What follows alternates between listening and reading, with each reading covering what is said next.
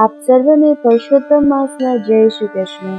ગાથા ચેનલ પર આજે આપણે પુરુષોત્તમ માસનો અધ્યાય 26મો તથા આજની તાવડી તપેલીની કથા સાંભળીશું. આવી જ અન્ય કથા વાર્તા સાંભળવા માટે ચેનલને સબસ્ક્રાઇબ જરૂરથી કરજો. આવો સાંભળીએ આજનો અધ્યાય 26મો, વ્રતના વિધિ નિયમો. સૂત પુરાણી બોલ્યા, હે શૌનકાદિ મુનિઓ, હવે મુનિ વાલ્મીકી રાજા દ્રઢધનવાને વ્રત છોડવાની વિધિ અંગે જણાવે છે તે હું તમારી સમક્ષ કહું છું તે સાંભળો. વ્રત કરનારે આખા પુરુષોત્તમ માસ દરમિયાન એક ટાણું કરવું, તેણે બ્રાહ્મણોને જમાડીને નિયમ છોડવો, જેણે વિના માંગ્યે ભાણા જે પીરસ્યા હોય તે જમવાનો નિયમ લીધો હોય તેણે સોનાનું દાન કરીને નિયમ છોડવો, આખો માસ ઉપવાસ કરીને દક્ષિણા સાથે ગાયનું દાન કરવું, અગર દૂધ અથવા દહીંનું દાન આપવું, જેણે ફળનો ત્યાગ કર્યો હોય તેણે ફળ દાનમાં આપવું, અનાજનો ત્યાગ કરનારે ઘઉં અને ચોખા આપવા, જમીન ઉપર સૂઈ જનારે ચાદર અને ઓશિકા સાથે ગાદલું આપવું, ઝાડના પાંદડા ખાઈ રહેનારે ઘી સાકરવાળા ભોજન કરાવવા, મૌન ધારણ કરનારે ઘંટી અને તલનું દાન આપવું, જે વ્રતધારીએ નખ અને વાળ વધાર્યા હોય તેમને દર્પણ આપવું, જોડા ન પહેરનારે જોડાનું દાન કરવું, મીઠાનો ત્યાગ કરનારે સાકર દાનમાં આપવી, દરરોજ ઘીનો દીવો તૈયાર કરનારે તાંબાના વાસણમાં પિત્તળની દીવી મૂકી 40 ભાર સોનાનું દાન કરવું, એકાંતરે ઉપવાસ કરનારે 8 કળશોનું દાન કરવું. આ બધા કળશો વસ્ત્ર સહિત અને સોનાયુક્ત હોવા જોઈએ. અંતે 30 લાડુ, છત્રી તથા પગરખાનું દાન કરવું. આ માસમાં એક જ જાતનું ભોજન લેનારને મોક્ષ મળે છે. એક જ વખત ભોજન લેનાર રાજા બને છે. અડદ ન લેનાર નિષ્પાપ બની વૈકુંઠમાં જાય છે. શુક્લ પક્ષ તથા કૃષ્ણ પક્ષની દશમ, 11શ, 12શે ઉપવાસ કરનાર દેવલોકમાં જાય છે, તે વૈકુંઠ ધામ પામે છે. આ માસમાં બ્રાહ્મણોને પોતાને ઘેર પાણી પિલાવવી નહીં. આ દોષને લીધે તે ચાંડાળ યોનિમાં જાય છે, તે કોઢના રોગથી પીડાય છે. ઉપરાંત શુદ્ર જાતિના મનુષ્યે દર્ભો ઉખેડવા નહીં, કપિલ ગાયનું દૂધ પીવું નહીં, ખાખરાની પાત્રવલીમાં જમવું નહીં, પ્રણવ ઓમ મંત્રનો ઉચ્ચાર કરવો નહીં, પુરાડોષ ખાવો નહીં, જનોઈ પહેરવી નહીં, વૈદિક ક્રિયા કરવી નહીં આદિ નિષેધ કરેલ છે.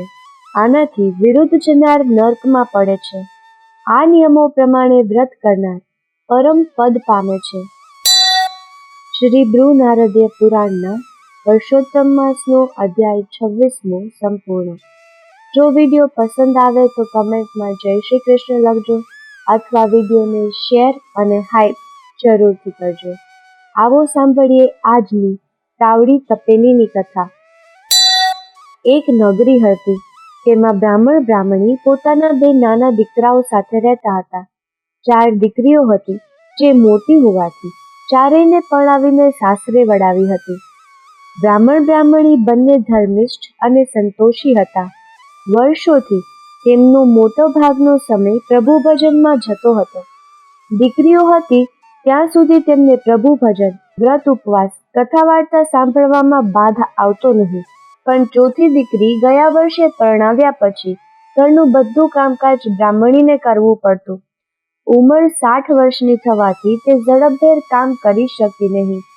તેથી કરીને 4 જણની રસોઈ કરવામાં અને બીજા કામકાજમાં તેનો આખો દિવસ ક્યાંય નીકળી જતો.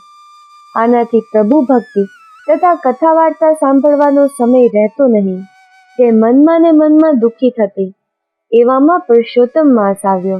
પુરુષોત્તમ માસના 2 દિવસ બાકી હતા. તેને ચિંતા પેઠી કે વર્ષોથી હું પુરુષોત્તમ માસનું વ્રત કરું છું. અત્યાર સુધી તો હેમખેમ પાર પડ્યું, પણ આ વખત પુરુષોત્તમ માસનું વ્રત થઈ શકશે કે નહીં તે પ્રભુ જાણે. તેણે પોતાની મનોવેદના બ્રાહ્મણને જણાવી. આપણને 4 દીકરીઓ હતી, તેથી તે ઘરનું કામકાજ અને રસોઈ પાણી કરી લેતી. ચારેયને પરણાવી એટલે સૌ પોતપોતાને સાસરે ગઈ. 2 દીકરા છે તે નાના છે. મોટા હોત અને પરણાવેલા હોત તો તેમની વહુઓ ઘરનું કામકાજ કરત. પરસોત્તમ માસ બેસવાના 2 દિવસ બાકી છે. અત્યાર સુધી આપણે પરસોત્તમ માસમાં વ્રત કર્યા છે. આ વખતે મારાથી વ્રત થશે કે કેમ તે શંકા છે. કારણ કે સવારે વહેલા નદીએ નાહવા જવું, કાઠાગોરમાનું પૂજન કરવું, કથા વાર્તા સાંભળવી, દેવ દર્શને જવું, એમાં અડધો દિવસ નીકળી જાય. પછી રસોઈ ક્યારે કરવી? બ્રાહ્મણ કહે, તારી વાત સાચી છે. મારા પરસોત્તમ ભગવાન દયાળુ છે. તું અને હું બંને ખરા અંતરથી તેમની પ્રાર્થના કરીએ, જેથી તેઓ આના માટે કંઈક રસ્તો કાઢશે. તે જ સાંજે બ્રાહ્મણીએ પૂજા સ્થાનમાં બેસી ભગવાન પરસોત્તમને અનેક આજીજી અને વિનંતીઓ કરી. ભક્ત જો શુદ્ધ હૃદયે પ્રાર્થના કરે તો ભગવાન અવશ્ય સાંભળે છે. બ્રાહ્મણીની પ્રાર્થના પ્રભુએ સાંભળી.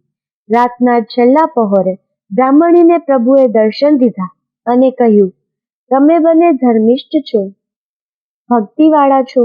તમારી અતૂટ શ્રદ્ધા જોઈને હું પ્રસન્ન થયો છું. તું રાંધવાની કડાકૂટમાં મારું સ્મરણ નથી કરી શકતી, તેથી મારું અંતર દુભાય છે. માટે હું તને દેવતાઈ તાવડી અને તપેલી આપું છું, જે સવારે તને રસોડામાંથી મળી જશે. આ વસ્તુ ચમત્કારિક છે. તાવડીમાં તું તવેથો ફેરવીશ એટલે ઊના રોટલા મળશે, અને તપેલીમાં કળછી ફેરવીશ એટલે તું માંગે તે શાક કે મેવા મીઠાઈ મળશે. પણ આ વાત તારે તારા પતિ સિવાય કોઈને કરવી નહીં. આટલું કહી પ્રભુ અંતર્ધ્યાન થયા. પછી બ્રાહ્મણીની આંખ ખુલી ગઈ. તેને બ્રાહ્મણને જગાડી સપનાની અને પ્રભુ દર્શનની વાત કરી. બંનેએ પછીની રાત પ્રભુના ભજનમાં ગાળી. સવાર થતાં બ્રાહ્મણી રસોડામાં ગયા. ત્યાં રૂપાની તાવડી અને સોનાની તપેલી જોઈ. બંનેની આંખમાં હર્ષના આંસુ આવી ગયા. બંને રાજીના રેડ થઈ ગયા. બંને પ્રભુના ગુણગાન ગાવા લાગ્યા. રસોઈનો સમય થતાં બ્રાહ્મણીએ તાવડીમાં તવીથો ફેરવ્યો એટલે તરત ઊના રોટલા ઉતરવા માંડ્યા. પછી તપેલીમાં કળછી ફેરવતા મેવા મીઠાઈ મળ્યા. હવે બ્રાહ્મણીએ દ્રઢ સંકલ્પ સાથે આવતીકાલથી પરસોત્તમ વ્રત કરવાનો નિશ્ચય કર્યો. પરસોત્તમ માસના પ્રથમ દિવસે બ્રાહ્મણી સવારે વહેલા ઉઠી નદીએ સ્નાન કરવા ગયા. કાઠાગોરમાનું પૂજન કર્યું. પરસોત્તમ માસની કથા વાર્તા સાંભળી. યથાશક્તિ દાન દક્ષિણા દઈ તેઓ મંદિરે દેવ દર્શને ગયા. બપોર થતાં ઘેર આવી બ્રાહ્મણીએ તાવડીમાં તવેથો ફેરવ્યો એટલે ગરમાગરમ રોટલા ઉતર્યા અને તપેલીમાં કળછી ફેરવી એટલે તેમાંથી મિષ્ટાન મળ્યા. બ્રાહ્મણી અને તેમના 2 દીકરાઓ સાથે મળીને ખાધું. રસોઈનો સ્વાદ જોઈ બંને છોકરાઓ નવાઈ પામ્યા. તેઓ આજ સુધી કોઈ દિવસ આવું ભોજન જમ્યા ન હતા. આમ કરતા 2-4 દિવસ ગયા. બ્રાહ્મણી ખુશ છે. માથેથી ચૂલો ગયો. એ સવારથી સાંજ સુધી ભક્તિ કરવા લાગી. છોકરાઓ વિચાર કરે છે કે માં રાંધે છે ક્યારે? નથી ચૂલો સળગાવતી કે નથી લોટ બાંધતી. વળી રોજ મેવા મીઠાઈ ક્યાંથી આવે છે?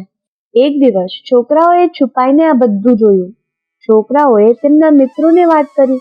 તેમના મિત્રોએ ઘેર જઈ પોતાના માતા પિતાને વાત કરી. બસ 2 દિવસમાં તો આખું ગામ તાવડી તપેલીની વાત જાણી ગયું. આ વાત રાજા રાણીને કાને ગઈ. રાણીએ બ્રાહ્મણીને ત્યાંથી તાવડી અને તપેલી મંગાવવા રાજાને દબાણ કર્યું. રાજાએ પ્રધાનને 100 સોનામહોરો લઈને બ્રાહ્મણને ત્યાંથી તાવડી અને તપેલી લાવવા મોકલ્યો. પ્રધાને ત્યાં જઈને બ્રાહ્મણને વાત કરી. બ્રાહ્મણે તાવડી અને તપેલી આપવાની ના પાડી. રાજાને આની જાણ થતાં થોડા સિપાઈઓ સાથે સેનાપતિને મોકલ્યો. બ્રાહ્મણે તેને પણ ના પાડી. એટલે સેનાપતિએ રસોડામાંથી બળજબરીથી તાવડી અને તપેલી લઈ જવા પ્રયત્ન કર્યો. તેણે પ્રથમ તાવડી લેવા હાથ લંબાવ્યો કે તેના આંગળા તાવડી સાથે ચોંટી ગયા અને પગ જમીન સાથે. આ ખબર સિપાઈઓએ દોડતા જઈને રાજાને કરી. રાજા ક્રોધથી ધુઆપુઆ થતો આવ્યો અને તેણે તપેલી લેવા હાથ લંબાવ્યો કે તેના આંગળા તપેલી સાથે ચોંટી ગયા અને પગ જમીન સાથે. આ વાત આખા ગામમાં ફેલાઈ ગઈ. લોકોના ટોળે બ્રાહ્મણને ત્યાં જોવા આવ્યા. રાણીને આની જાણ થતાં તે બ્રાહ્મણને ઘેર આવી. રાણી સમજી ગઈ કે ભગવાન કોપ્યા છે એટલે બ્રાહ્મણીને હાથ જોડી માફી માંગી. તત્કાળ આકાશવાણી થઈ, હે રાજા, તું તારો ધર્મ ચૂક્યો છે. પ્રજાનું પાલન કરવાને બદલે લૂંટવા તૈયાર થયો. જો તારે મુક્ત થવું હોય તો બ્રાહ્મણીને 1000 સોના મહોરો આપ. રાજાએ મનોમન 1000 સોના મહોરો આપવાનો સંકલ્પ કર્યો કે તેના હાથ તપેલીથી અને પગ જમીનથી છૂટા થયા. સેનાપતિના પણ હાથ પગ છૂટા થયા.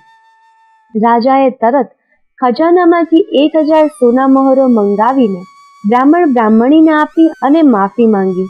રાણી સાથે પોતાના મહેલ ગયા. પુરુષોત્તમને ભજે જે પ્રેમથી તેના કષ્ટ દૂર થાય.